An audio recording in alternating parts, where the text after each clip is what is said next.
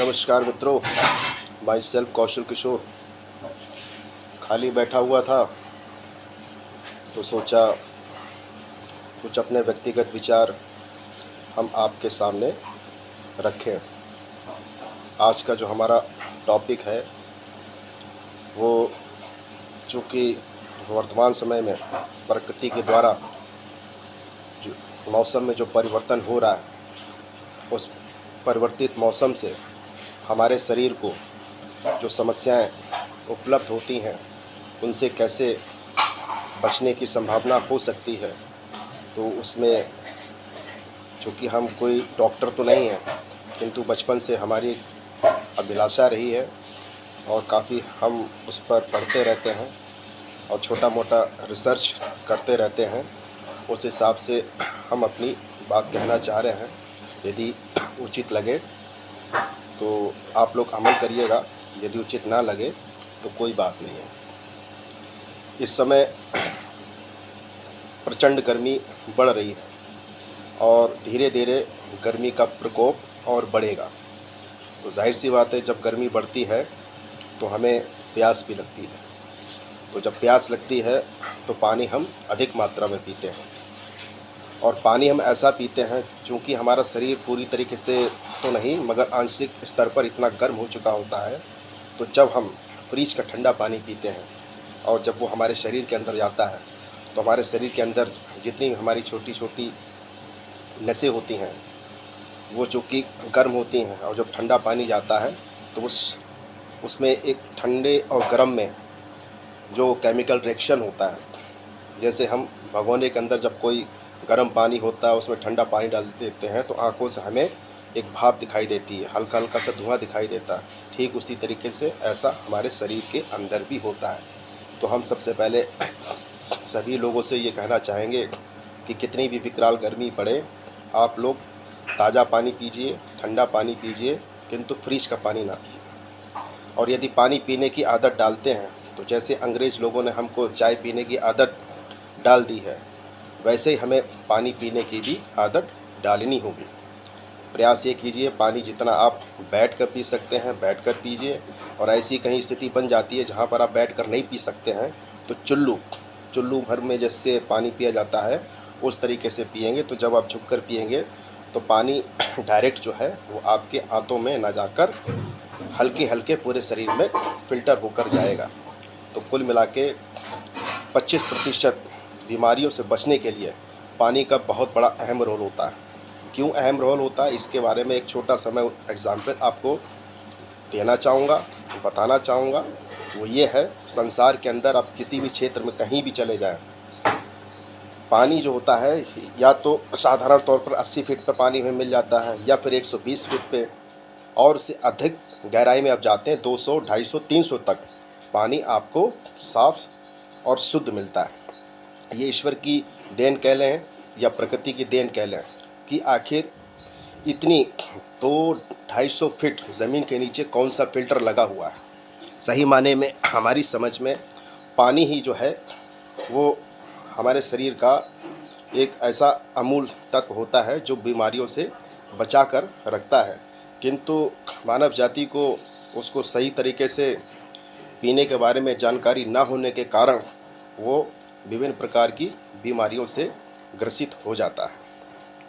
आमतौर पर आजकल ये देखा जा रहा है कि बच्चे अक्सर बीमार हो जाते हैं। बीमार होने का भी यही कारण है, एक तो पानी पीने का तरीका उनका ठीक नहीं होता है, दूसरा वो यदा कदा मोबाइल के माध्यम से या अन्य स्रोतों के माध्यम से या दोस्तों के माध्यम से ऐसे पेय पदार्थों का सेवन कर लेते हैं जिससे सिर्फ उनको आनंद की प्राप्ति होती है, किंतु उनके शरीर के अंदर किसी प्रकार का कोई तत्व उनको मिलने वाला नहीं होता है, उल्टे वो साइड इफ़ेक्ट ही होता है। तीसरी बात मैं ये कहना चाहूँगा, संसार के अंदर जितने भी लोग रहते हैं, लगभग गरीब परिवार का भी व्यक्ति हो तो उसके यहाँ भी एक छोटा सा रसोई घर होता है, किचन होता है। तो हर किचन में, हर रसोई घर में एक डॉक्टर होता है। बशर्ते आज के डॉक्टर में और पुराने ज़माने के डॉक्टर में थोड़ा सा फ़र्क है। अक्सर यही कहा जाता है कि पुराने लोग जो होते हैं भोजन जो पकाते थे वो हांडी में पकाया करते थे, उनका तवा भी अलग तरीके का होता था, उनकी कढ़ाई भी अलग तरीके की होती थी। कुल मिला के वो जो भी भोजन पकाते थे वो ऐसा भोजन पकाते थे कि उसमें खुले स्तर पर सूर्य की किरणों और हवा का प्रवेश यानी ऑक्सीजन की का मिश्रण हो सके, और ऐसे मसालों का सेवन वो करते थे जैसे हल्दी है, मिर्च है, मसाला है, धनिया है, ज़ीरा है, लौंग है, अजवाइन है, ये सब बिल्कुल प्योर हुआ करते थे। और उसके बाद आता है कि किसी भी चीज़ को अगर तलना है या छौंकना है तो शुद्ध सरसों का तेल का ही वो इस्तेमाल करते थे, रिफाइंड तेल का बिल्कुल नहीं इस्तेमाल करते हैं। इस तरीके से अगर साफ़ सुथरे तरीके से भोजन को पकाया जाए। हाँ, एक बात और मैं बताना भूल गया, क्योंकि हमारी एक आदत सी बनी हुई है कि मीठी जब चीज़ हम कोई खाना चाहते हैं तो शक्कर का प्रयोग करते हैं, और जब तीखी कोई चीज़ हम खाना चाहते हैं तो हम नमक का प्रयोग करते हैं। तो नमक जो हम बाज़ार से इस समय इस्तेमाल कर रहे हैं वो ना इस्तेमाल करके आप सेंधा नमक, जो समुद्री नमक होता है, काला नमक होता है, उसको ले आइए। बाज़ार से सस्ता भी मिलता है, उसको घर में कूट लीजिए, पीट लीजिए और उसको पाउडर के रूप में बना लें और उसको भोजन में आप इस्तेमाल कर सकते हैं। चीनी जितनी कम से कम मात्रा हो, ज़रूरत पड़ने पर ही आप इस्तेमाल करें। कोशिश ये करें चीनी की जगह अगर आप गुड़ का इस्तेमाल कर लेते हैं तो फिर सोने पे सुहागा। नॉर्मल सी प्रॉब्लम एक होती है, ब्लड प्रेशर की लोगों को अक्सर बीमारी रहती है, डायबिटिक की अक्सर बीमारी रहती है, पेट से संबंधित अक्सर बीमारी रहती है।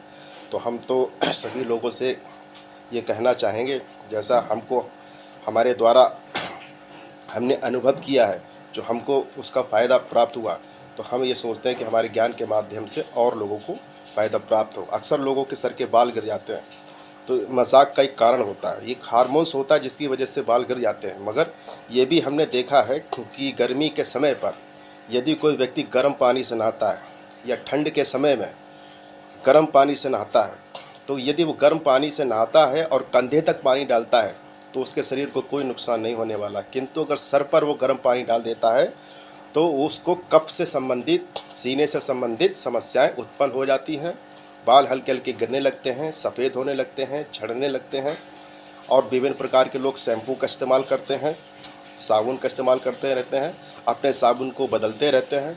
तो हम तो यही लोगों से कहना चाहेंगे कि साबुन जो उनका परमानेंट है उसी का इस्तेमाल करें, टॉवल जो उनकी एक परमानेंट है उसी का इस्तेमाल करें, और जो दतून होता है, नीम का दतून अगर प्रयोग कर सकते हैं उसका कोशिश करें। वैसे वो उनकी मर्जी है, वो करना चाहें तो करें। आज के समय में गर्मी आ रही है, जहाँ भी जाएंगे आपको कोल्ड ड्रिंक का सेवन करने का मौका मिलता है, या यूँ मान के चलिए ज़्यादातर लोग कोल्ड ड्रिंक ही पिलाते हैं। हमारी समझ में वो एक तरीके से टॉयलेट क्लीनर होता है, मगर जिसकी आदत जो पड़ी हुई है, किसी के हैबिट को किसी भी तरीके से नहीं सुधारा जा सकता है, क्योंकि जब तक उसको खुद का नुकसान नहीं होता है वो किसी कीमत पे बदलने के लिए तैयार नहीं है।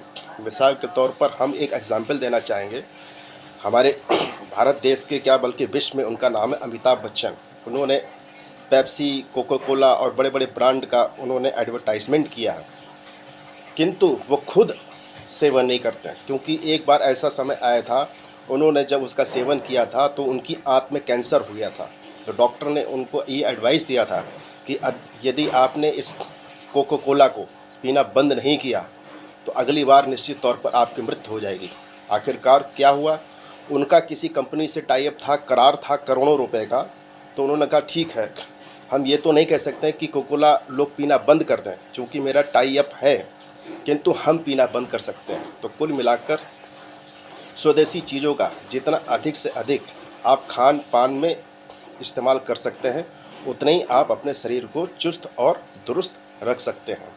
हरी सब्जियों का जितना आप सेवन कर सकते हैं, हरी सब्जियों का सेवन करें, नित्य प्रतिदिन सेवन करें, और अपने शरीर को तरल पेय पदार्थ के रूप में यदि किसी चीज़ का सेवन करना है तो जो आप गाय का दूध यदि मिलता हो तो उसका सेवन करें। दूसरी श्रेणी में आप भैंस का दूध का सेवन कर सकते हैं। आज के आधुनिक युग में शुद्ध दूध नहीं मिल पाता है, फिर भी दूध से संबंधित जितनी भी चीज़ें होती हैं, दूध, दही, घी, पनीर, मट्ठा या अन्य दूध से संबंधित जो भी बनाई जा सकती संभव चीज़ें हैं, उसका खुद स्वयं सेवन करें, अपने परिवार में लोगों को सेवन कराएं, अपने बच्चों को सेवन कराएं। इससे उनका कब की स्थिति ठीक रहेगी, बाद की स्थिति कब ठीक रहेगी, और निश्चित तौर पर जब उनका शरीर स्वस्थ रहेगा तो वो किसी भी क्षेत्र में जो भी वो कार्य कर रहे हों, चाहे वो पढ़ाई का क्षेत्र हो, चाहे वो खेल का क्षेत्र हो, या कोई भी क्षेत्र हो, उसमें उनका मन एकाग्रचित होकर लग सकता है। धन्यवाद। इसी के साथ हम अपनी वाणी को विराम देना चाहेंगे, और अगली बार हमको जैसा कोई नया अनुभव या ज्ञान की प्राप्ति हुई तो निश्चित तौर पर हम आपके सामने पुनः वापस आएंगे।